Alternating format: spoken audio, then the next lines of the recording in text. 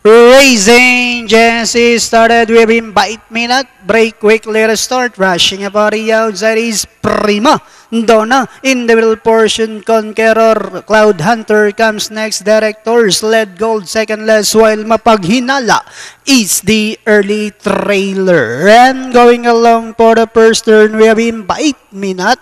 Takes command. Moving up in the middle portion is Conqueror. Right on the outside is Prima Donna. Then 3 lengths further back in port comes Directors led gold. Cloud Hunter second less while Mapaghinala is still racing in less half-mile distance. They traveled with Prima Donna now takes command by about 2 lengths. Conqueror in second, running by Darilin by 8 minute. Directors led gold, now trying to get closer in port and in fifth. Then next online is Cloud Hunter while Mapaghinala is still racing in less. And at the fourth turn, we have Prima Donna, this time by about 4 lengths.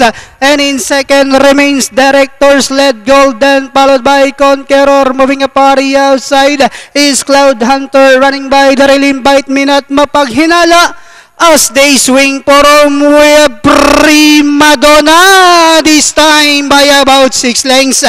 And in second, Directors led gold.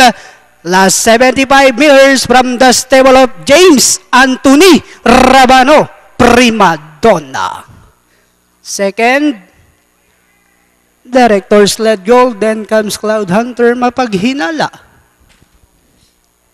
For our race number 5, our unofficial winner, 6 horse Prima Donna with rider PM Caballejo. Masa segundo numero 3, Directors led gold, 5 Cloud Hunter at 1 Mapaghinala. 6351 unofficial placing. Panoorin natin replay.